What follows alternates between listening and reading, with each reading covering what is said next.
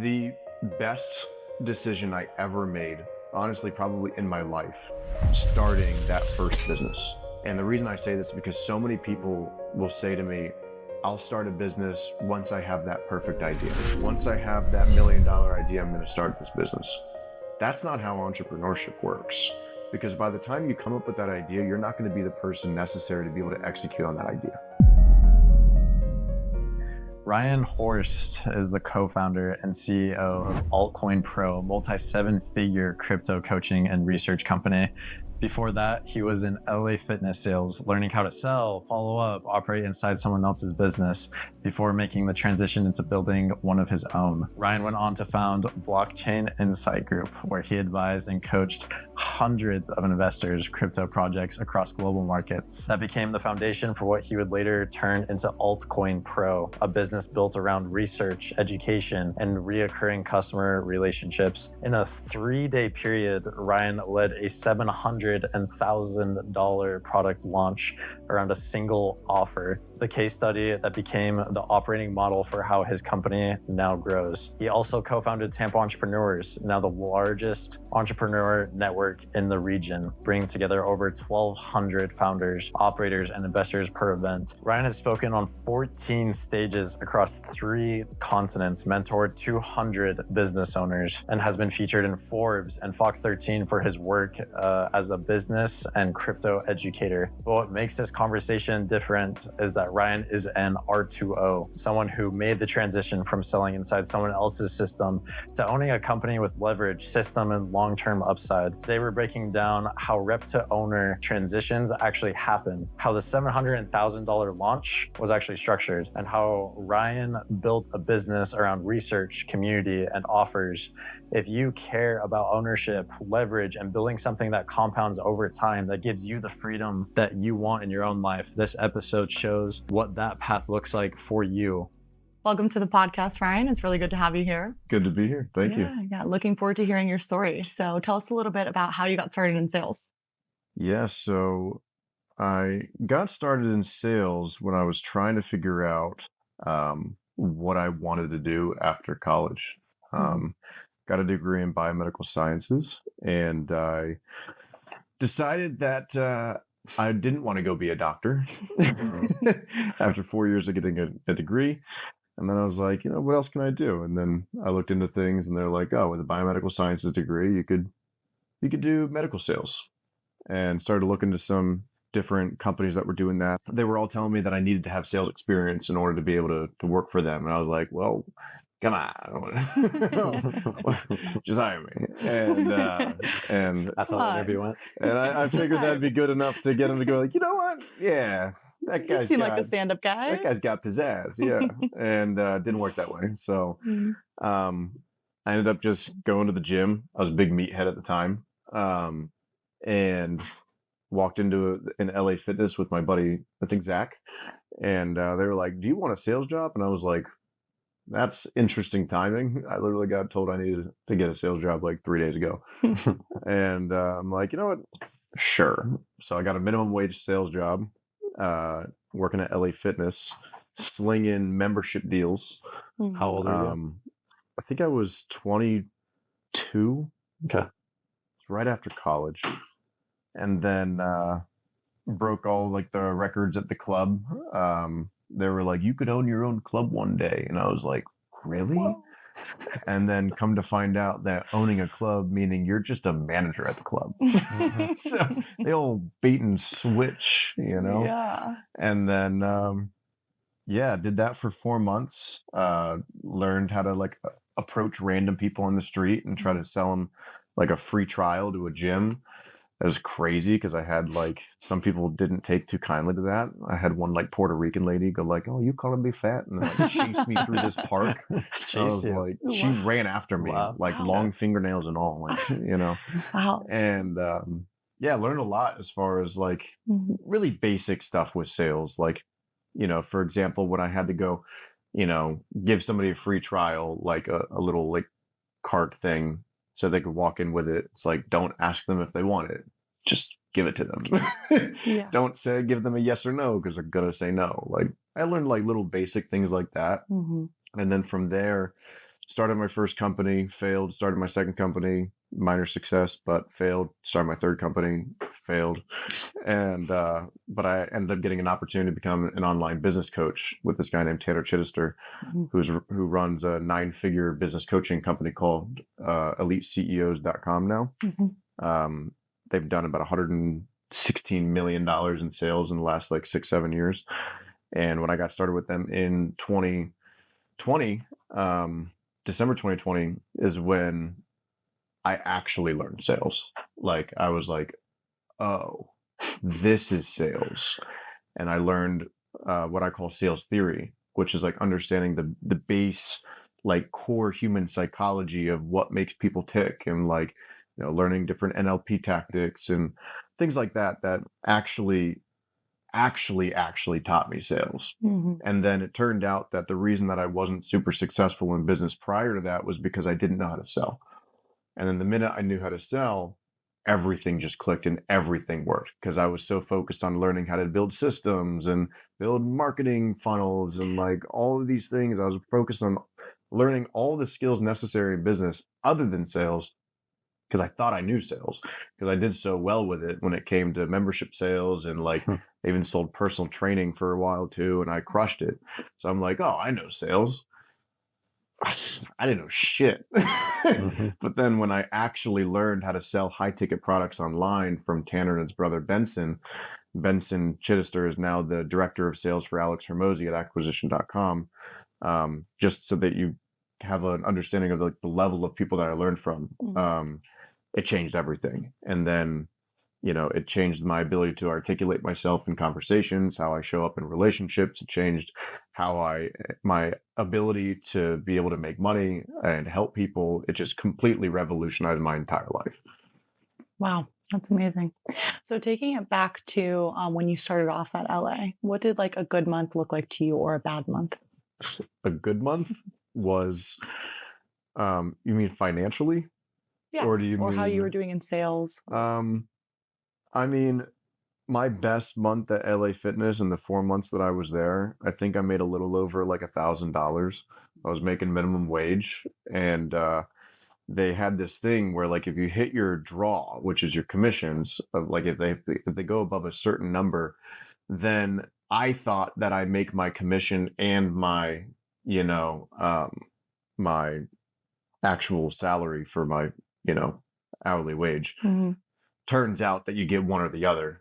So that was not made very clear to me. That's very big difference. So my best month at the gym, I had 3 paid in full 3-year memberships in a single day, which was a club record. And then LA Fitness is never going to get anybody to hire them if this podcast blows up, but nobody's going to work for them. But yeah, I mean, I thought I was going to make like great money that month. And then it turned out, even after breaking all the records of the club, that specific one, I made like, I think like $1,100 working full time, which was crazy.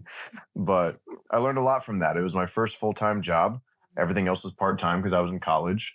So I got a good baseline of like what it's like to work a minimum wage job full time and barely make any money, and like not like being there, which was like, you know, I'd say like that was the best month I had financially, but the best month I had like in general as like a human being there was just observing toxic work culture and understanding that how much I don't want to be in that environment, because it set a baseline for me of like what's completely unacceptable.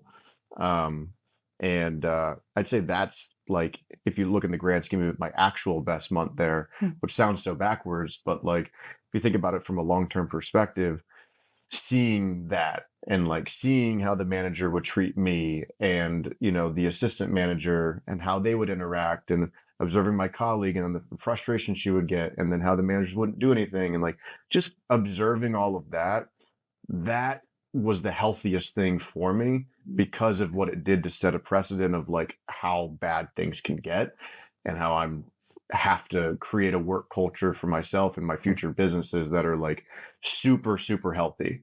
So I'd say that's probably my best month for like long term, which is a little counterintuitive to what you might think. So your worst month taught you your best lessons. Yeah, then. exactly. Yeah. Yeah. That's great. Yeah. Which makes it my best month, you Which know? makes it- Was that experience the turning point that made you want to start your own business, or is that a different moment? It was a culmination of things. So I grew up with an entrepreneurial dad. So I got to see him like go through the trials and tribulations of entrepreneurship, but at the same time, because of the ups and downs that he experienced, he never had a very like, you know, smooth sailing entrepreneur career. It also kind of pushed me away from it at the same time. And my mom also was kind of pushing me away from it. She's like, I've seen what we've had to go through. Yeah. You should just go get a job, son. And I'm like, maybe. Yeah, it's not an easy road being an entrepreneur, right? But then, you know, I also worked in a hospital when I was in college. I worked at Morton Plant Meese, and I worked as a transporter there, and didn't get treated that great there either. When I was working as a personal trainer, didn't get treated that great with that either. Like my ideas didn't mean anything, you know. I would actually, Yoni said that you went to Get Fitness. That's the gym that I was a personal trainer at. I did. Yeah. Didn't know that. Wow. Like little examples, like, you know, I will never forget this. The gym owner there, Dave was his name. He was so frustrated because nobody would put the weights back. All the weights would be all over the place. And I was like, well, have you thought about like labeling, you know, where the weight should go? Like a 10-pound weight rack would have like a 10 sticker on it. And like that way people like, there's like some level like human psychology of people completing a task that they know is correct. They will want to do that. He's like, that won't work. So I just remember like I'd always have like these ideas, and like, you know, I feel like I was always working underneath people that didn't value me. Yeah. And like I just wanted to break free from all that. And I also, another thing that happened during that personal training job is I had an opportunity to do a cross country road trip with my buddy Matt. And Where to? To San Diego. Okay. From Tampa to San Diego, he was moving there, and I had the freedom to be able to go do that. And then another thing happened during that time is my buddy Sterling had a wedding. So I flew out for that wedding, but my friend Skylar wasn't able to go to the wedding because her job was holding her back from it. And I just, it like during that time, I recognized that there was like multiple different like facets of my life that I needed to have complete control over, which would be like geographical freedom, time freedom, financial freedom, like ability to make as much money as I want, and ego freedom, like freedom of my own ego. And through finding those 4 different resistance / freedom points, I realized that the only way for me to be able to obtain like a balanced equilibrium of all 4 of those things is to have an entrepreneurial life. So that was your major breakthrough, is evaluating what you want out of your life and switching from sales. Yeah, it was really just learning that if I want control over what my life could actually become, the only way for me to have full control over every aspect of that is if I'm an entrepreneur. Yeah. And, you know, because if not, then I might have a boss that tells me that I can't go to my best friend's wedding. And that's just unacceptable. 100%. And I wasn't willing to accept that. And then there's also the fact of like, I don't know how much money I want to make. And I don't want to work for somebody else that's going to dictate how much money I can make, because the amount of money that I make also equates to the level of freedoms that I have, things that I can acquire. And if I'm constantly having somebody else tell me how much I'm allowed to make, that's a complete throttle on my life. A governor on a car or go-kart or whatever. It's like, that's a governor. And like, I just have come to the realization that I want to be in control over all limiting factors of my own life, which is what led me down the entrepreneurship route. 100%. That's kind of funny how you went from sales to then starting like your own businesses. Then when you back to sales, then you actually created a life like where you had freedom to like go through and do what you wanted to do. I got a comment today saying that commission only sales is having your own business. but I'm curious like what your thoughts are on like your definition of entrepreneurship and like what does ownership like mean to you if you had to define that? Um, I think that a commission only sales job can be a great way to have that freedom, as long as it gives you the freedoms that you need and the amount of money that you need. There, like, I'm not attached to this idea of like, I have to be an entrepreneur if something else can give me those same freedoms. It's not an ego thing at all. It's great to be able to say I'm my own boss and like, all of that. But like at the end of the day, part of those 4 resistance points is ego resistance, right? And if my ego is telling me that I have to be my own boss, then that's a limiting factor that is preventing me from living my ultimate life. If I could find something else that gives me all those same freedoms that I want, and I don't have to be fully responsible for absolutely everything, that, Sure. could be awesome. But if you're able to build systems in your company and you're able to hire people that are awesome, like I've done, then, building and managing a team it's not always that stressful. Like, Yeah. and that's what I've been able to create for myself. So I wouldn't want to go into one of those roles because I've learned the secrets of like systems and processes and like, hiring and managing a team and like having it all run seamlessly. Not every entrepreneur has that, has reached that level to where they've seen the freedoms that come with those things. But yeah, I mean, I think that a sales commission role could be pretty good, but Let's talk about that, the systems that you put in place. So when you first started in business, what are some mistakes that you made in the beginning that you've corrected and kind of perfected now? gosh, how much time do we have? Let me go back to my first business. My first business was a online e-commerce, like athletic apparel company. And I made every mistake. The main ones were not focusing on revenue generating activities, right? I was so focused on creating a business that looked good from the outside. And part of that was probably due to my insecurities of not knowing if I could create something that people would want.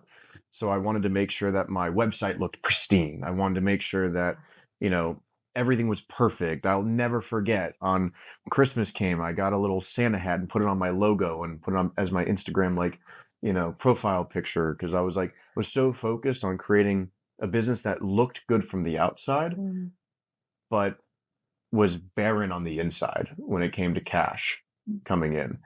I also didn't track any of my numbers. I hardly knew my margins. Tracking numbers is arguably the most important thing for you to do in a company is to have KPIs set and have proper ways to track those KPIs. I didn't know that. So I was just shooting from the hip. And then the second mistake I made with the next company I started was building out a client fulfillment process that could serve too many people. And when you serve too many different types of people with too many different types of problems, you can't streamline your client fulfillment process at all. So I was trying to help people with messenger chatbot services. I was trying to help people with Facebook ads. I was trying to help people with Airbnb stuff. I was helping people with websites, logo create. I was doing everything.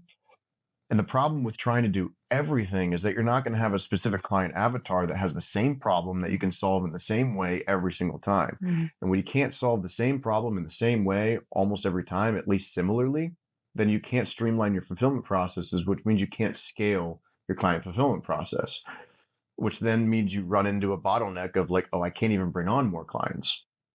So those are some, big problems that I ran into at the very beginning. But the biggest one, if I were to sum everything up though, is just simply not having my thoughts go in the right direction. Because if your thoughts aren't going in the right direction, then you don't take action in the right direction. So I was consistently taking action in the wrong direction, which was not leading to more revenue, which left me poor. And how did you adjust that? It all changed when I learned sales with Tanner.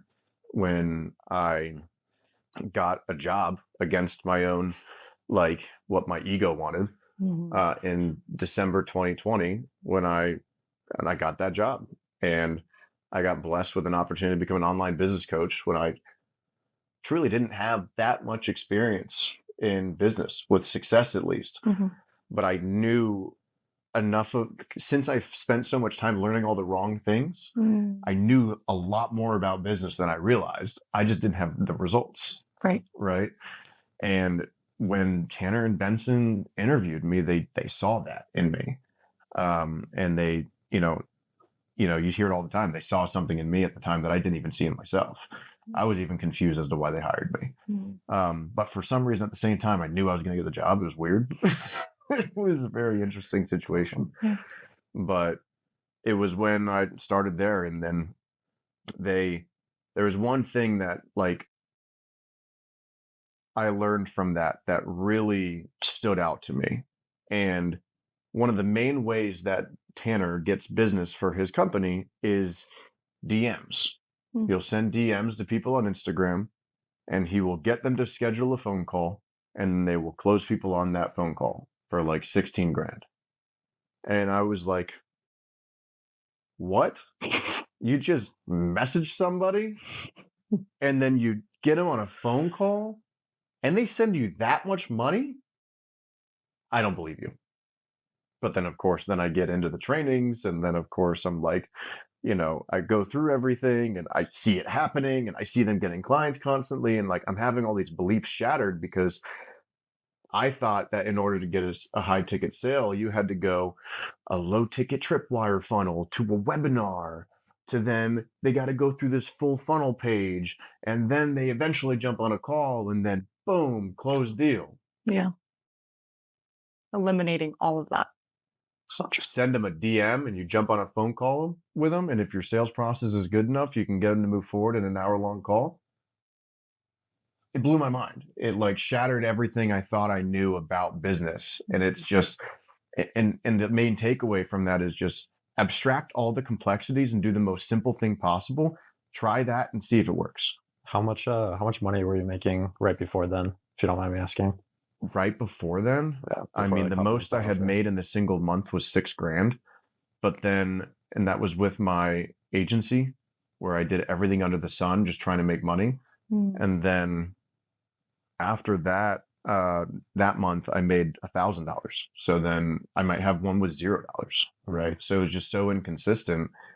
I had just moved back home from LA, because I moved out to LA right around the time I was starting that first business, after the personal training job fired me because I started my own business. I was like, That's crazy. This doesn't interrupt at all what I'm doing with you here.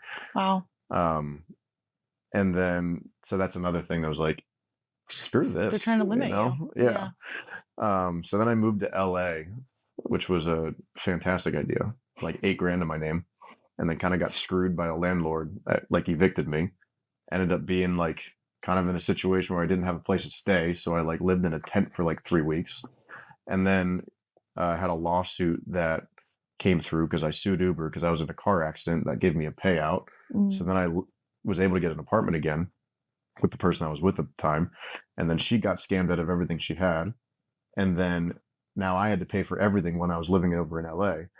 And then did that for a while. Then was like, shit, can't afford this. Would put the apartment on Airbnb to cover the rent. And then eventually was like, this is just ridiculous because I can't do this. And then we moved back over to Florida, and I lived at my parents' place for a while. And then around that time is when I got that job with Tanner.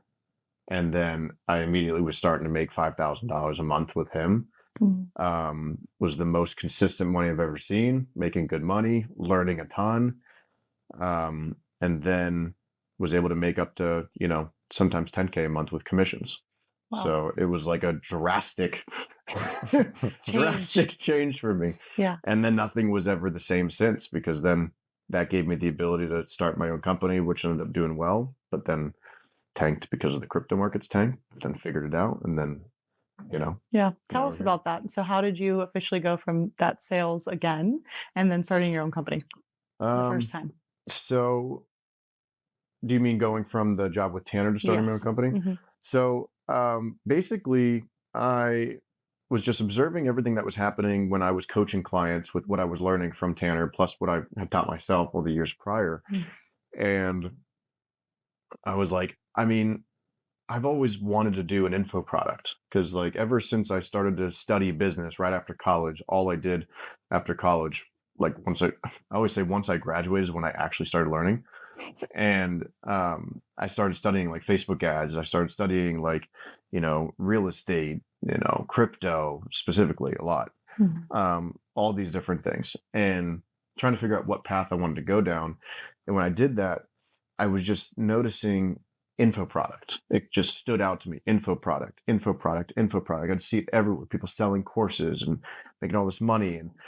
And I don't know how to code. So in business, we have multiple different points of like leverage that we can use in order to, either duplicate ourselves or just or have more reach right in the world. And one of those is like money that can add fire to things. One of those is code, and another one is content.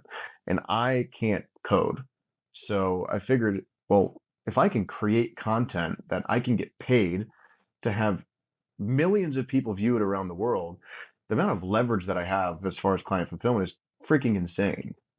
So in 2017, I noticed that, I found info products. And this really stuck out to me because my dad runs like a physical product company where he has to wait for shipments to come in from China. And then he's got all that lag time, so which adds another variable into the factor of product fulfillment. And then he's got heavy boxes that he's got to unload, and like he's got to store it somewhere. He's got to worry about warehouse fees. And I was like, you mean I can just record a freaking video and sell it infinite times? Yeah. That's absurd. So when I was doing all my self-education is when I found info products, and I was like, that sounds like the thing to do. And then I also found crypto around the same time. And back in 2017, I used to go to Get Fitness with Yoni before I was a personal trainer there. And we would always talk about crypto every single night. We'd go there, work out, get jacked, talk about crypto. That was our thing. I remember we would always talk about how cool it would be to have a community that we could do this with, that we would share our insights with. And little did Yoni know, like, this was my plan the entire time, was to start a crypto coaching and research company. Even though I didn't know shit about crypto in 2017, I was just learning. I saw the nascency of that industry, and I saw info product at the same time. And I know that info product is about spreading knowledge. So if I want to spread knowledge in an area that's new, crypto is a perfect industry to do that. Yeah. So I saw the writing on the wall that crypto was going to be this huge thing in the future, even though everybody thought I was freaking crazy for it. So then when 2021 came around and I had finally learned all this information from 2017 and 2021, Yoni and I were still friends. So I hit up Yoni, as well as another guy named John that's no longer a partner, but he was back then. And I said, hey, I know I can blow up a consulting company. And crypto's blowing up right now. And I have tons of people reaching out to me asking for information, because I was posting on my stories all the time about like calling this coin that it's going to blow up, and then it would. Calling this coin is going to blow up, and then it would. So I was like building rapport with an audience on Instagram, like when crypto was exploding, which then gave me a lot of trust with this audience. And then I hit them up, and then we started the Telegram group, which then turned into a Discord group, which then turned into me saying, okay, let's launch a high ticket product. And this was while I was working for Tanner still. He knew, like, they were totally okay with me doing all this. That's awesome. And then we launched a $1,500 offer. The way I did it was we had 5 spots at $1,500, the second 5 spots at $2,000, a third 5 spots at $2,500. Didn't really follow that because I had the scarcity mindset, and I was like, no one's going to pay $2,000. So I kept selling for $1,500, and I was like, okay, no, people will. Once you realize. and then, we ended up selling out like 15 spots of just me talking to my Instagram and like getting people on calls and like using the sales systems that I learned. And we grew that to, over 100 clients that we worked with in a one-to-one capacity. We increased our prices to the point where we got up to about $5,800 for a 4-month program. And we worked with over 700 to 800 clients with that company. not all of them one-to-one. It was about 120-ish in a one-to-one manner. But you did personally? Yes, me That's and crazy. Joni. Wow. Yeah, we worked with about 120 people with that blockchain insight group offer. It's called Big Crypto. Oh.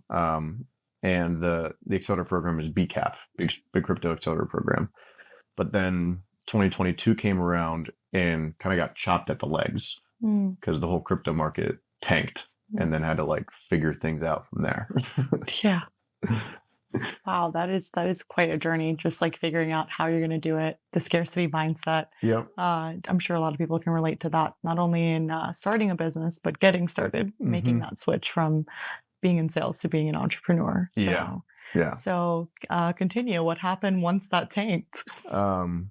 So after that tanked, the crypto markets, I was, riding highs. We were doing like $50,000 a month, and then got chopped off at the knees, and all interest around the market went away because FTX imploded, and Luna collapsed, which then caused Three Arrows Capital to collapse. And then there's just a onslaught of different, centralized crypto companies that fell apart, which then created a cascade effect of the entire market crippling. And since the market is so new and not aware of crypto, they all thought of this as, oh, crypto bad, where it was really just centralized crypto companies bad, crypto good. If people actually did crypto the way crypto was meant to be, none of this would happen. Yeah. But people don't know that. Yeah. So then all of my content no longer worked. I was preaching to people. I have videos on my Instagram still to this day talking about why FTX collapsing is a good thing and how this is going to rid the whole industry of these bad actors, and then it's going to give us a better foundation that's higher up here versus a foundation down here for us to build upon. But nobody listened. So everything dried up. We stopped making money, really. We only really had our clients that were paying us our recurring revenue. So we went from $50,000 a month down to, at the lowest, I think $3,000 a month, which was not enough for me or Yoni to live off of. Yoni still had another job at the time because he's a doctor with a hospital. And we still kept serving all of our clients because they were paying us. So we served everybody through the bear market. We'd every now and then have like a high ticket client come through that would give us a little spurt in revenue during that time. But we still served all of our clients during that time because they were paying us. So we weren't going to shut it down. And we knew that crypto was going to come back, and had complete confidence that like something like what we're offering to the world is so needed because of all the scams and everything that takes place with crypto, that when things come back, we're going to be in an awesome position to take advantage of this. So I actually got a job like closing for another like online high ticket like business that was actually doing sales coaching. So I would sell people into sales coaching. And then after doing that for a while, the owner of that company was like, "You're really freaking good at this. Can you coach the clients too?" And I was like, "Yeah, sure." And then he was like, "Can you actually coach our sales team and our clients?" I'm like, "I'll just run the company." Just let me run it. Just let me run it. No, but he's an awesome guy. He's also very intelligent with sales, very smart guy. But so I intentionally picked that job because I wanted to have the freedoms and be able to have the benefit of like, if I become the top closer somewhere, I have a lot of leverage to be able to leave whenever I want or chunk down my schedule as much as possible. So I intentionally got that job so I could still have as much freedom as possible, but still make good money and continue to hone my skill of sales so that when my, things are ready again, my skill set is way better than it was even when I started the company. So then that happened. And then in 2023, I saw that a bull market was coming. So I got started with two different opportunities. One of them was starting a hedge fund. And then the other one was partnering with a crypto YouTube channel that has about 400,000 subscribers. Got screwed over in the hedge fund. I helped them raise about $5 million and then got cut out of all of it. But then since I was juggling, two things at the same time, in case something like that took place, I was fine. And then the YouTube channel partnership landed. We launched Altcoin Pro, and then we immediately won the school games in November of 2024. I flew out to meet Alex Hormozy, Sam Ovens. We Was scaled up Tanner to there as well? No, Tanner wasn't there. We quickly scaled up to 6 figures a month with the systems that I created for the new client fulfillment process. And then we launched our accelerator program a little less than around a year later, to start to do the high ticket crypto coaching again. But we did 97 a month before that, so we could have a mass market offer because we had a lot of subscribers on the YouTube channel. Wow, that's incredible. So you were essentially still pushing your own offer, having it there during this time while you were preparing for the bull market. Tell us about the 700K launch. What was that like? Yeah, so for there's additional context that's necessary for this. So this YouTube channel that I partnered with has had this YouTube channel for like 8 years. Okay. Or longer. I partnered with them in 2024, known him since 2021. I met him at an event right when I was starting my company. I was like, we should partner. He's like, who are you? So then I scaled my company on my own and then came back to him a few years later, was like, look what I did. We should partner. And he was like, yeah. Sure. Yeah. Now I know who you are. We could do that. And then, so basically we scaled our school community, Altcoin Pro University, to be the #1 crypto community on the school platform, which is Alex Ramone's platform. And through doing that, we built up a lot of rapport with people. We built up a lot of trust with people. We were able to build up our monthly recurring revenue up to a point where I'm like, cool, like we can cover all bills, which is the main reason for the MRR offer on the front end, is to cover all costs to operate the business. That way, when we launch the high ticket offer, it's all like gravy at that point, because that's one of the big stresses that I noticed when I ran Blockchain Insight Group before, was we were high ticket on the front end, and then we had a 97 a month like community on the back end. But the issue is that since we were so heavy on like trying to get high ticket sales at the beginning of every month would start off like, pretty low. Like, we would start off at the highest, like, $6,000 a month in recurring revenue, which was honestly really nice. But I noticed that with Tanner and like how he taught the program, he didn't teach monthly recurring revenue at all. It was just high ticket offer after high ticket offers. Then at the beginning of every month, you start off at zero, knowing you might have $10,000, $15,000, $20,000 in bills or like salary to pay. And that's stressful. So I wanted to build the company in a way that we'd have the 97 a month on the front end, and then that would cover all expenses, and I wouldn't be stressed, because if I'm stressed, then my brain's not going to think effectively, and then I'm not going to be as creative, and then I'm not going to be able to lead as a CEO and have the thoughts that I need to have to push the company forward.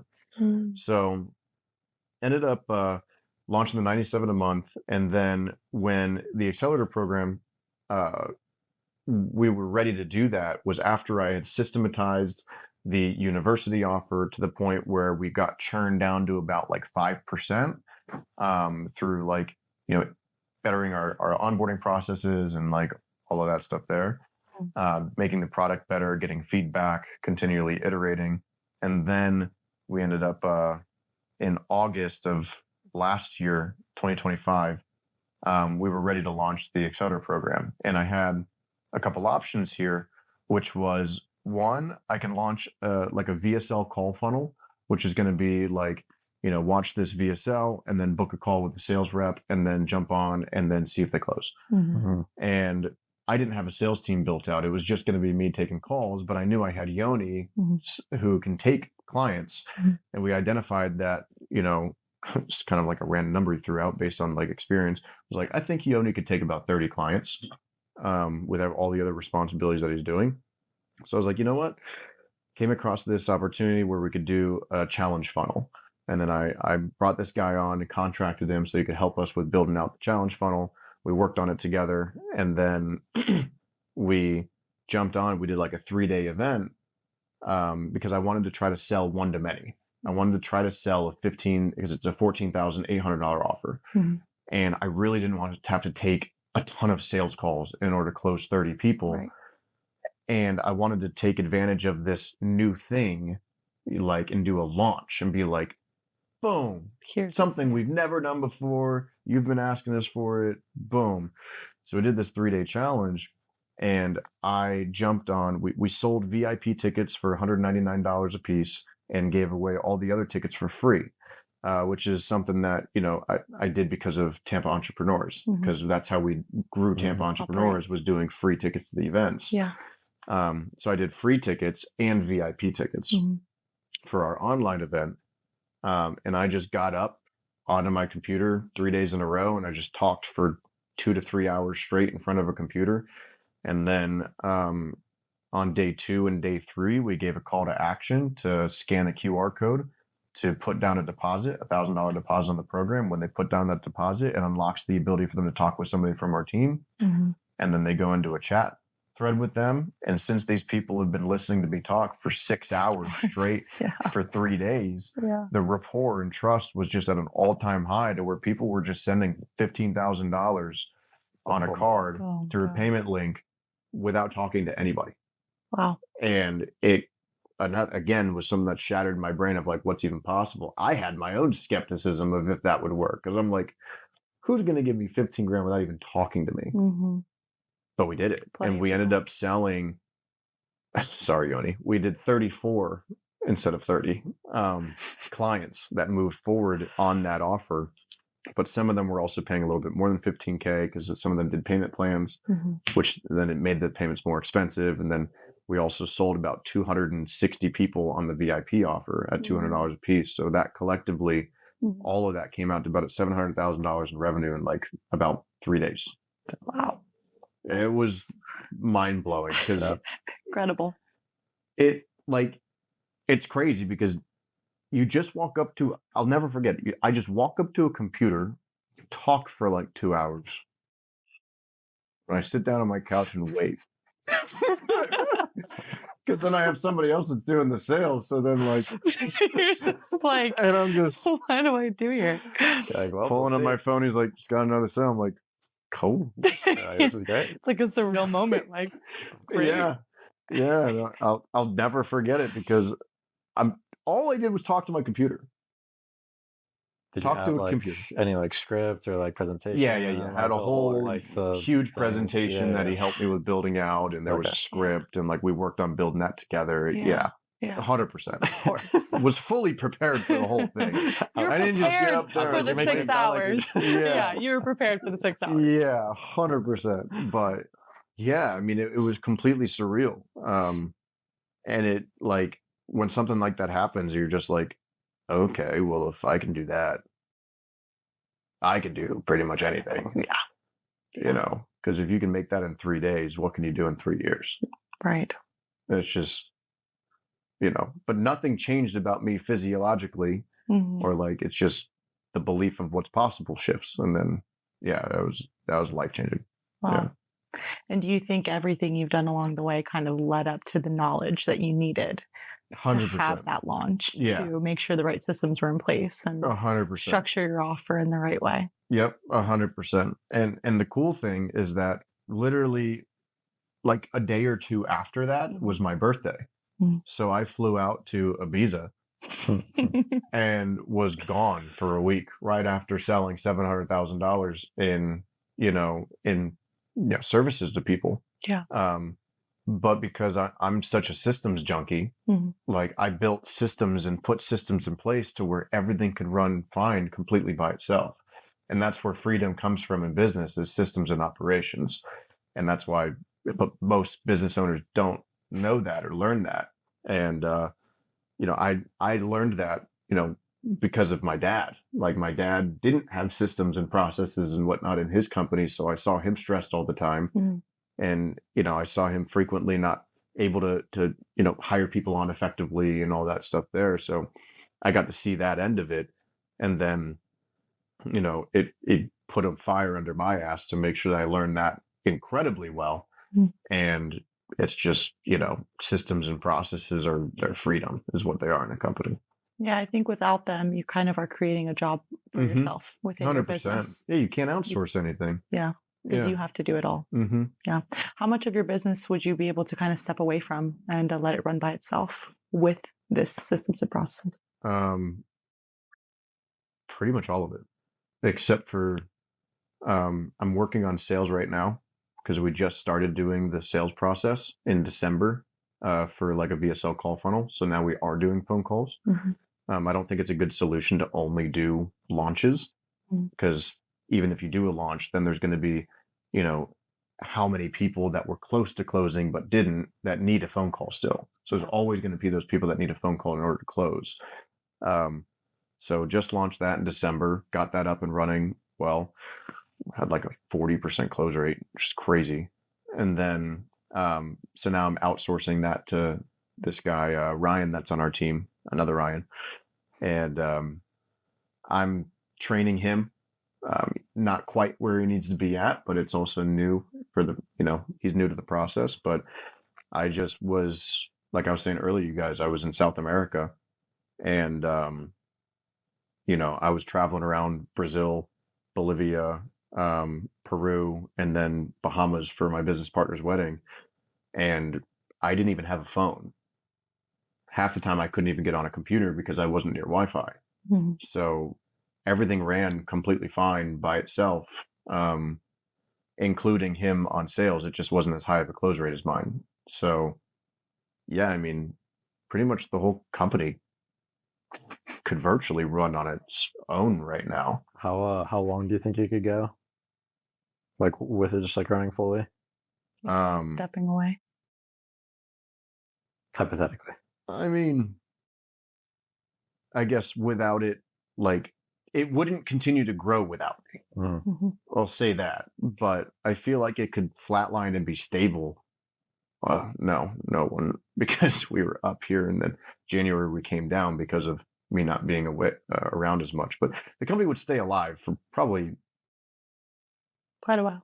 Yeah, a year, 2. I think it'd be fine. 3, without me involved at all. But it, again, like it wouldn't, like we wouldn't be growing. Yeah. Yeah. Even that's what you want, of course. But that's also partly because I have a YouTube channel that's, a partner of mine that I can outsource all the marketing to, and they just drive all their leads to us.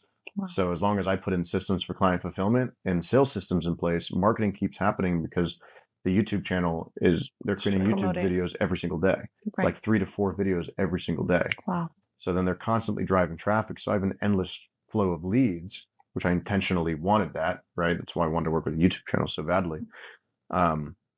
So as long as I've got the sales systems in place and the fulfillment systems in place and they're both operating smoothly, I'm in a good spot. But I mean, I always have people reaching out to me, like asking for how to handle like nuanced situations, because as the CEO, that's still my responsibility. Like any new thing that pops up to be like, well, how do we solve this thing? Or what do I do when this client does this? Or like, but if I'm not there, they would then have to figure out those things on their own. But like, Yeah. Yeah. Wow. Quite a journey that you've had, I think. Yeah. It's been up and down. Yeah. Right when I thought I was on the way to success for entrepreneurship, I got destroyed and then, had to build it back up. But that's part of the journey. That taught you a lot of the lessons that you needed for the success now. Yep, exactly. That's great. Yeah. What is a key piece of advice that you would give to someone that's looking to start their own business? There'd be a lot. One key piece of advice would be to make sure you're doing it for the right reasons. I feel like a lot of people get into business because it's like the cool thing to do, because entrepreneurship kind of became the cool thing. And I think there's a level of drive that's not there for those people, which leads them to not getting the results that they could be getting if they actually had the drive. And then now they're just wasting time. Another thing would be to don't wait. The best decision I ever made, honestly, probably in my life, was starting that first business, the athletic apparel company. And the reason I say this is because so many people will say to me, I'll start a business once I have that perfect idea. Once I have that $1 million idea, I'm going to start this business. That's not how entrepreneurship works. Because by the time you come up with that idea, you're not going to be the person necessary to be able to execute on that idea. So the only way to really get into entrepreneurship is to just become one. Like, find the minimum viable business that you can jump into and start to get trial by fire and figure it out. And then while you're doing that, never become attached to the business that you're actually running. Because I, for a while, battled with the idea of being looked at as a failure for shutting down my first company. But then I altered that thought, and I realized that I'm only a failure if I stop trying to become an entrepreneur. And I made a post on Instagram one day, like a while back, like 2017, basically announcing that I was starting my first company. And from that moment, I identified as an entrepreneur, and I just refused to let go of that identity as an entrepreneur, because I knew what it meant for me was living my own ultimate life. And if I gave up on living my own ultimate life, then that's ultimate failure. And, when you begin with the end in mind and think about, who do I want to be when I'm on my deathbed one day? What kind of thoughts do I want to have? What kind of regrets do I not want to have? That would be the ultimate one, is never actually striving for my ultimate life. And, but take the leap to start now, because it's not going to be the perfect time. It's not going to be the perfect idea. It's going to be like, now's the perfect time, because there's so many skills you still need to learn to even be able to be that person. Even get started. Mm-hmm. I love the just like level of reverence they have for that moment, like getting into it. Yeah. It's like a defining moment that completely changed your life. It was huge. And then not being stuck emotionally tied to that single business gave me the freedom to actually be an entrepreneur as well. I know so many people that are still running the same business that they started 10 years ago that still isn't working. Why isn't it working? A lot of people don't realize that they're trying to sell or push an offer that's just not a good offer. And your offer is the foundation of your company. But a lot of people have this ego attached to that, like, original idea, or like that original thing, that it's their baby, right? It's like having an emotional attachment to an investment or to a home, or like anything. Like, these emotional attachments create these like barriers and restrictions that don't allow you to progress in life. And, I had to let go of that, which was another pivotal moment that, I'd say like those are two things that like I would want to pass off to any entrepreneur that's wanting to get started, is don't become overly attached to any single business, and don't wait to get started, because when the perfect idea comes up, you're not going to be the person necessary to execute on that idea in the first place. What's something you think that type of person like would need to hear to like push them over like the edge? Because it's one thing to like say it, but I think they just need to realize that themselves. I think that you need to identify why you're not doing it. That's step one. And I think the reason most people aren't doing it is fear of judgment of others. They're afraid of failing. They're afraid of identifying themselves as an entrepreneur, because then all these people are like, oh, it's an entrepreneur now. Oh, let's see what they do. Like, you're going against the grain, which then, like, when you're doing it, you almost feel like it highlights you. Yeah. Nobody gives a shit. Yeah. Realistically. No one's realistically. Everybody's so focused on their own life and like trying to make sure that they stay alive. Like, that nobody's worried about what you're actually doing. And anybody that is worried about what you're doing is like not somebody you should care about. So yeah, I'd say like the first step for if you're wanting to get started, but something that's holding you back, is just figure out like be honest with yourself of like what that thing is that is holding you back. Yeah.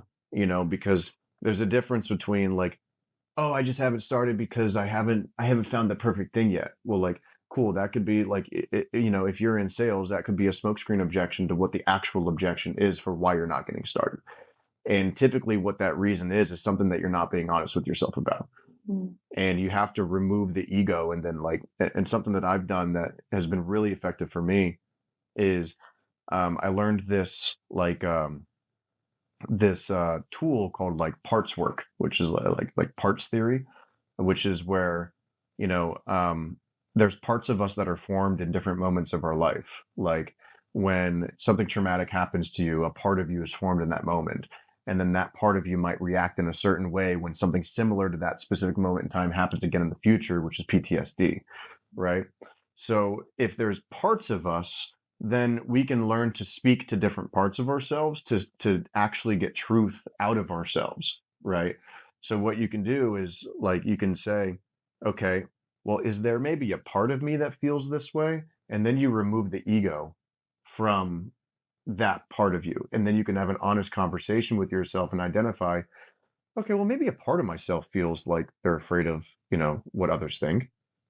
And then that's when everything can actually progress to where you go, okay, well, if that part of yourself feels that way, what does that part of you need to feel in order to feel comfortable with this, to be able to move forward in this direction?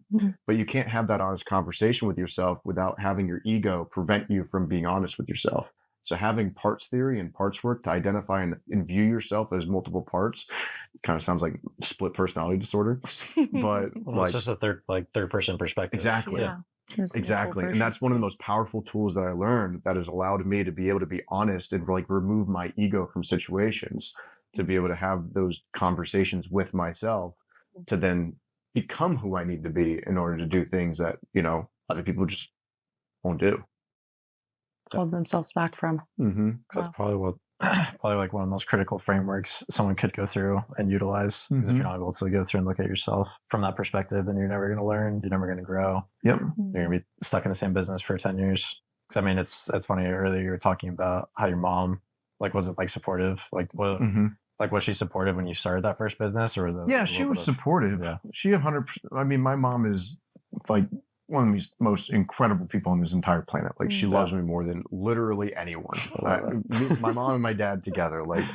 I love her immensely. Awesome. But she was just trying to protect me. She saw, my dad go through trials and tribulations. It ended up working out for him. He did decently well.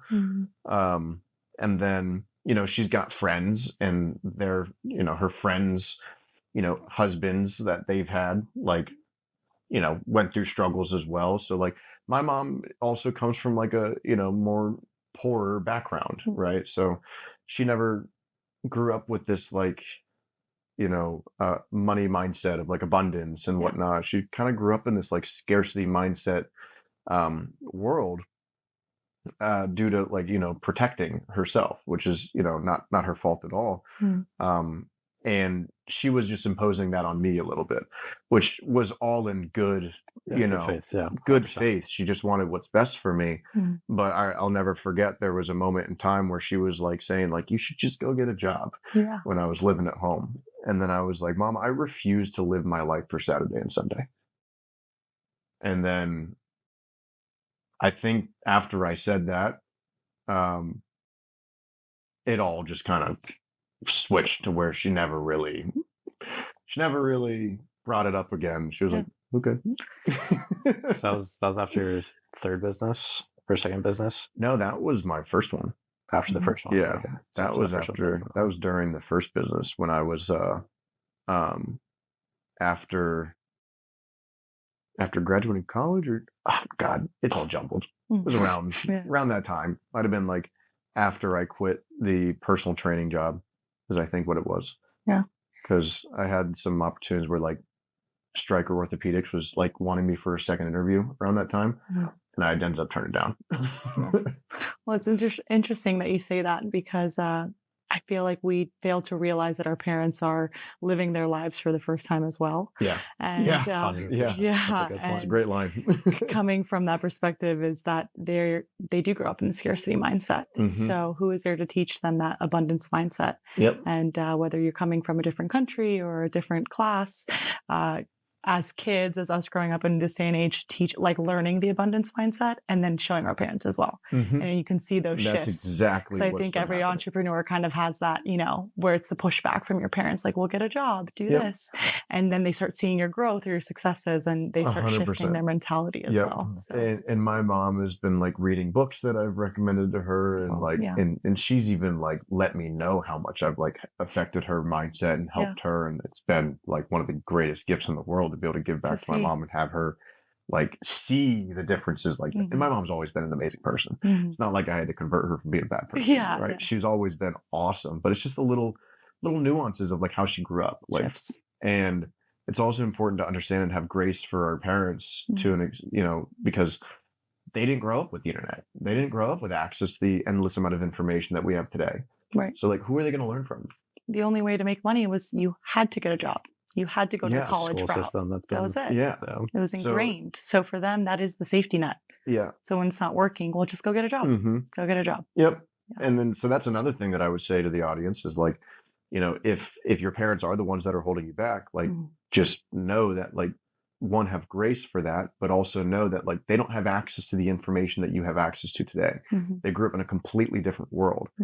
And had they grown up with the resources and tools and everything that you have access to right now, then that could be different. But know that they're doing the best with what they got, and you can't make decisions based on the limitations that they might place on you because they didn't have the access that you have right now. And that was another big one that allowed me to not get caught up in what was the ideas that were being thrown my way. Because I knew I had access to the internet. I was like, well, I can learn anything from anyone. Yes.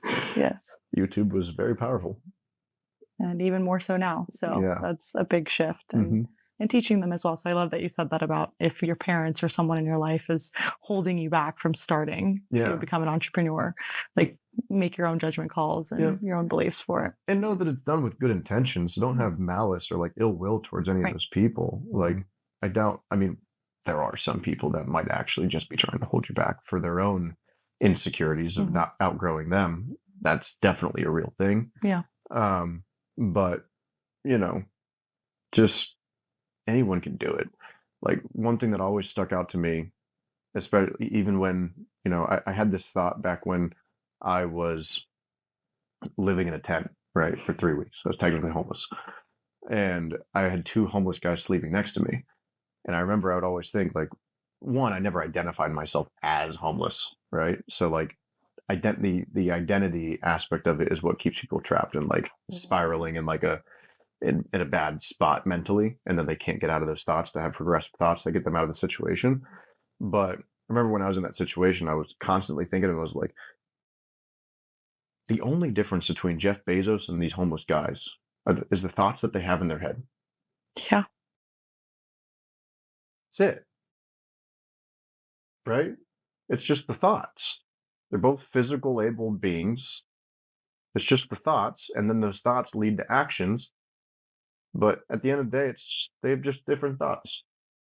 Yeah. So anybody can do anything if they just put their thoughts in the right direction.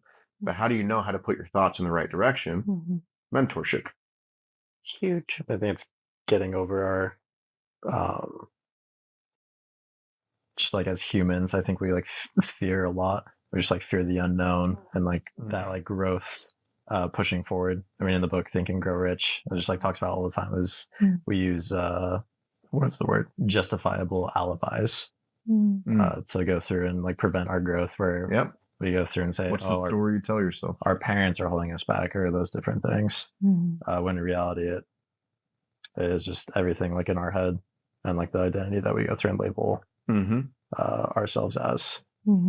That's crazy because you went from those 3 weeks to then you went back home after that. Or those 3 weeks, I then went to I got an apartment in San Diego that was actually like basically a dorm room at San Diego State University, but it was like an off-campus dorm room.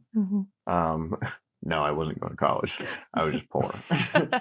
And me and the person I was with at the time, we stayed in that like dorm room that was literally like,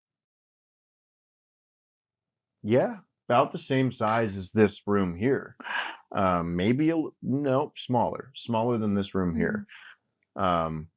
And we only got it for one person instead of two people. I was like, they're not going to know I'm here. I know how these college apartments are. They're not going to even know. Well, it turned out, so you had to pay more if you were paying for two people versus one, even though it's the same space. So it turns out that the elevator that goes down to the first floor opened directly in front of the lobby. So and there was cameras everywhere. Yeah. So I would literally spend like 3 to 4 days in a row not leaving the apartment that was like smaller than this. And I would just eat food and I would study business. I would study Facebook ads. I would study, funnels, how to build websites, how to use softwares. Like I would just study business, trying to figure shit out so I could make money. That's where I went right after the tent situation. And then I got the insurance claim hit because on St. Patrick's Day 2017, I was hit by a drunk driver in an Uber. Wow. So I then got a payout, which was like 20 grand. I still have neck pain, but so it wasn't really worth it. But at the time was critical. And then that's when I moved to an apartment in Marina del Rey. And that is when, like shortly after we moved into there, the girl I was with at the time got scammed out of every dollar to her name. And then that turned into the Airbnb that I was talking about before, and then moved back over to Florida. It's like that back against the wall situation, right? Like you're in the dorm room, you have to figure it out. So you're going to spend all of your time learning the skills that you need. Yep. Yeah. I want to take it back to you. You said something really valuable about mentorship. What do you think about as far as like mentorship? How many mentors have you had in your life that kind of changed the course of your life? Because we definitely talk about that a lot. And how much money you've spent on it too. I think it's interesting. Oh gosh, how much have I spent on mentorship? I've definitely spent, out like after college, around probably like 6 figures on mentorship myself. And I think that for anybody that like, you have to ask yourself, what do you value more, time or money? And everybody's answer to that should be time, because it's the only thing that you can't get back, right? And I know it can be hard to think that way when you don't have a lot of money, but you can always find money. You can never find time, right? Even if you have to like, sell your kidney or something, I don't know, or like get a loan from somebody, right? You can always find access to money somehow, right? And when you get mentorship, sometimes you'll get it for free, but like it's never going to be at the level that you want it to be if you're getting it for free, because that person has responsibilities that makes the money, so they can't give you all the time, right?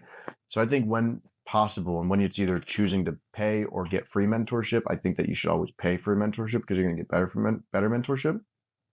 But when you pay for mentorship, you're actively choosing to spend money instead of time, because you're going to have to go through a period of trial and error to figure something out, right? Why would you not just go talk to someone that's already done the trial and error and just shortcut all of that? Imagine if,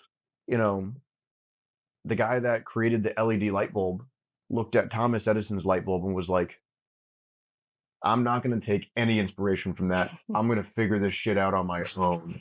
I'm going to reinvent electricity. I'm going to, you know what? Screw that. I'm going to make fire for the first time. I don't even know how to make, I'm not going to read books. I'm not going to go learn that flint is the object I use. I'm going to go pick up every rock and hit it against metal until something happens. Spark. Like, that's what you're doing.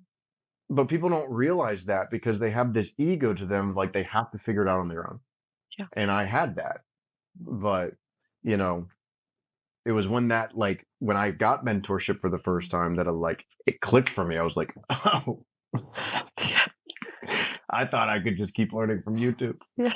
But the problem with YouTube is that it never ends. There's no Go down. graduation date with YouTube. Yes. So you get caught in an endless cycle of learning without action, and actions where the learning actually takes place. Yeah. You So can be the greatest student, but until you actually apply it. and that was me. Yeah. That was 100% me in the beginning. Yeah. Because in school teaches you, like, school forces you to take action because there's exams and stuff. But like, I don't know about you, but I don't know how many exams I would have chosen to take at the time I took them. I would have tried to push it back like a week later so I could get more time. Yeah. Right. But school also doesn't teach you to think in the right direction with things. Mhm. Like, school doesn't teach you to be proactive and like problem solve. School teaches you to like recall information, which is exactly what, employees want. They want you to recall information, which makes you a good, employee and whatnot. So it Yeah. kind of trains you for that and trains your brain to think in that direction versus problem solving. Right. But Yeah. It's like Yeah. mentorship is that shortcut not only to success, but also to mhm. getting more time, getting your time Yep. back. And the objection that I always give to people that say, well, I could just look up everything on YouTube or on Google or something like that is you don't get mentorship because you don't know the answers. Mm. You get mentorship because you don't know the questions. So Ah. if you don't know the questions, how are you going to figure out the answers? Mm. And you're probably asking the wrong questions. Yeah. The questions that you ask drive you in a certain direction. Just like on a sales call, the Mhm. questions you ask drive the conversation forward. Mm. The questions in your life also drive your life forward. Mm. So if you're constantly asking the wrong questions, you could end up over here in entrepreneurship where you needed to be over here. Yeah. So if you're asking the questions in the right direction, or if you're talking to a mentor and you're asking questions to him, I can't tell you how many times I've mentored people and I've said to them, you're asking me the wrong question. You shouldn't be asking me how you can make money. You should be asking me how you can help people, Mm. as an example, right? So it's like people are typically asking the wrong questions and then they go into this whole YouTube rabbit hole and they go like down, and then a year later they pop up and they still never made any money. Yeah. They're going the wrong direction. That's true. It's big facts. Do you think people ask the wrong questions just because their focus is on the wrong things, or is it that they have the wrong context? I think it's a good question. I think there's a multitude of reasons that they could be asking the wrong questions. One, if we look back to when I was first starting my first company, I was asking the questions of like, how do I make my website look good? How can I make my branding look good? How can I make blah, blah, blah, blah, blah, blah, blah, right? And that was coming from a place of like, one, I didn't know how to generate sales. So like, I'm just doing like, a lot of people in their business just do things to feel productive, right? So, and what the mind will naturally do in order to fuel that need of production is do the things it already knows how to do, right? So I always say that there's sales, the different departments in the company. There's like client fulfillment, there's sales, there's marketing, and there's operations, right? So like you might need to be doing all of your work in marketing right now so that you can get sales. But if you don't know how to do anything in marketing, but you know how to do things on the operations side, such as build your website or like do all these different things like that you might not even need to be doing. You might get the dopamine of completing tasks by completing all those things in the operation side of things in that department, when you don't need to be focused on that department at all. You need to be focused on the marketing department so you can get sales. Yeah. Right. But then since you don't know how to do those things, you don't get the dopamine of doing those things. You don't know how to do them. So you get the dopamine from building out your operations system better. Or like you don't need your problem isn't scalability. Your problem is money. Mm. So when people are asking the wrong questions, do you think they're searching more for a dopamine hit? A lot of times. Yeah.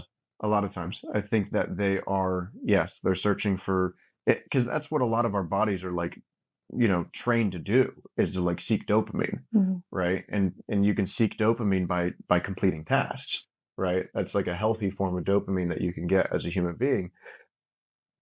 But like you're not going to look to complete tasks that you don't know how to do.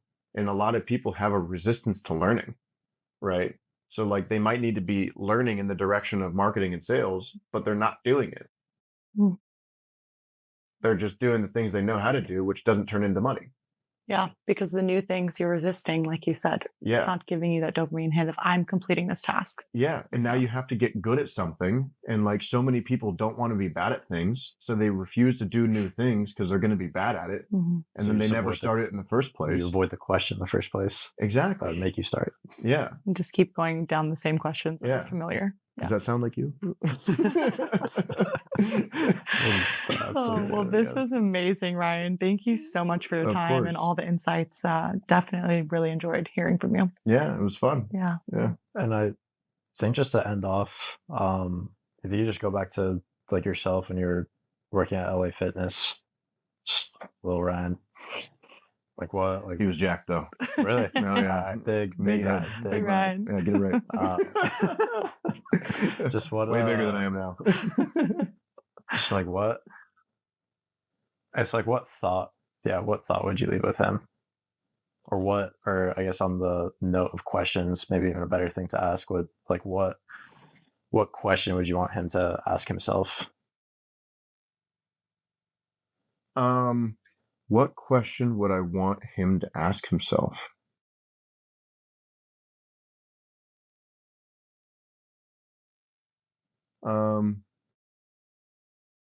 I would want him to ask himself, man, who do I need to learn from? That would be the main question that I would ask myself. And I would have continued to search for that answer.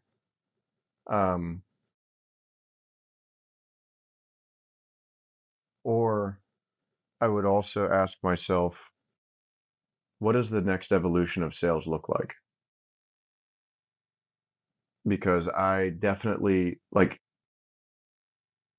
I was a big fish in a small pond, right? When I was at LA Fitness, I thought I was good at sales because I was crushing it. Mm-hmm. But how easy is it to sell $30 gym memberships Right. to people that need to get healthy, right? Vastly different from selling somebody a $14,800 crypto program for 5 months. It's a completely different type of sale, way harder. But since I didn't have a reference point to really know what good sales looks like, and like, I didn't even know it was possible to sell somebody for a high ticket dollar amount on a phone call someone that's never met me before. I didn't even know that was possible. So I think if I would have asked myself, like, what is the next evolution of sales look like from here?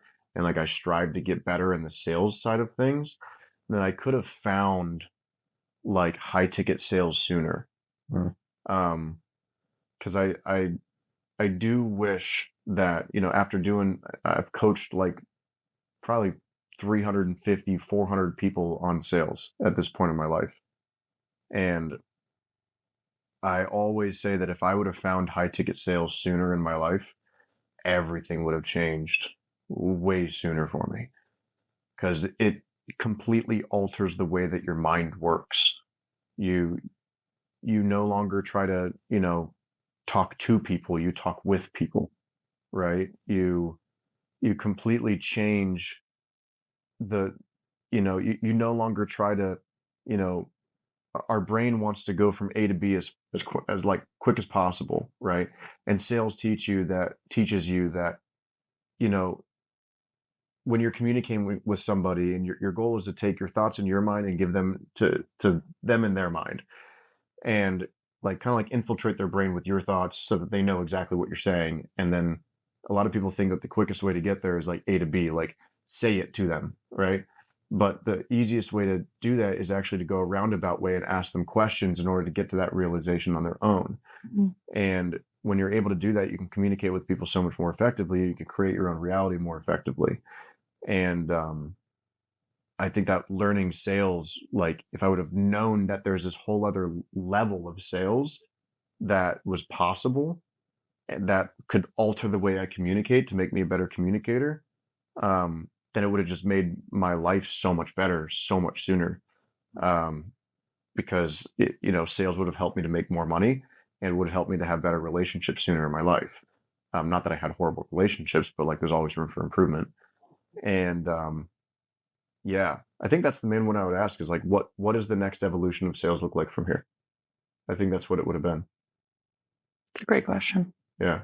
Really good for business and personal. Yeah. The way you broke that down really teaches you both sides. Yeah. I always say that sales is the science of helping other people make decisions. And when you learn how to effectively help other people make decisions, you learn how to make better decisions for yourself. So if I would have learned that, the next evolution of sales, it would have helped me with decision making, more like making better decisions. Again, I still feel like I make pretty good decisions back then. But I could have made decisions that would have got me on the path that I'm on a little bit sooner, which could have saved some, a few years of struggle. But like, I also went through all that for a reason, right. Which then made me appreciate everything that I have now so much more. So like, it's tough because like I genuinely wouldn't change anything about like how my life has gone so far, which is like, I feel like a really rare thing to be able to say. Yeah. And I'm really grateful for that. But that could also just be due to all the personal development I've done to like be happy about all the things that have happened and what I've gone through. Yeah. The parts theory. Yeah. Yeah, exactly. So yeah. Great question. What's the next evolution of sales? Yeah. From here. I really like that. And just like the little tidbit of, I think that really just helped you shape the reality that you live in now. There's like, no matter how good you are, there's somebody better than you at sales. Yeah. So like you might be in a small pond right now and you might think that you're killer and you get this ego to you. You're like, what else am I going to learn? I'm crushing everybody here. Yeah. And then guess what? Somebody runs the 4-minute mile and you're like, oh, fuck. Yeah. I suck. Thought it was good. Yeah. It's just funny too, because like that's a question you go through and ask yourself, even though you have like the amount of reverence for when you did go through and start that business right after. It's like you would rather go to the high ticket sales first, go through and like learn all of it, like have like that foundational skill set there, and then go through and jump into the entrepreneurship route. Definitely. Yeah. And obviously you wouldn't change anything, but no, 100%. But like, I genuinely believe that sales is like the greatest skill that somebody can learn. I agree. I agree. I can't think of a better skill for somebody to learn than sales. I would challenge anybody on that, because sales can help you make money and it can help you with like your relationships. And what do we have in this world? We have health, wealth, and relationships. Yeah. So sales can help you with all three, because if you get good at sales, you get good with making money, and then you can get better with communication, which can help your relationships. And then when you have healthy relationships, then you can feel healthier and less stressful in itself. So like, it's one of the only skills I feel like you can learn that can effectively help you in all three of those pillars of life, which is like, where else can you find that? Yeah. Unless we get really good at basketball, and then you can make money. That doesn't help you with the communication side of things. No, so not even that. Not even that. Yeah. Doesn't matter what type of sales you're in, as long as you're getting those reps in and learning it. Yeah. That's important.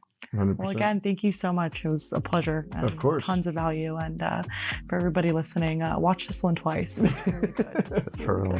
I talk a little fast sometimes when I get excited, so like slow down. Yeah, pause it, rewind, watch it again, put it in your car when you're driving. Yeah. Awesome. Genuinely, thank you. Cool. Of course. Yeah, it's great having you. Ryan's story isn't about crypto. It's about what happens when someone stops building for another company and starts building something of their own. He didn't just make money, he built something that keeps working, and that gives him freedom and it gives him control. That's the difference between a rep and an owner. And that's why Rep2Owner exists. If you're in sales right now, making money, but not building anything that lasts, Prep to Launch is the path. It's our private accelerator where we help you drop bad ideas that keep you stuck, pick one real business that you can win with, and build an offer that makes you money. If you want to walk the same path as Ryan did, go to Rep2Owner.com. Answer a few questions, see how it works, and we'll see if it's fit for you. If this episode helped you, send it to one rep who knows sales is not their end goal.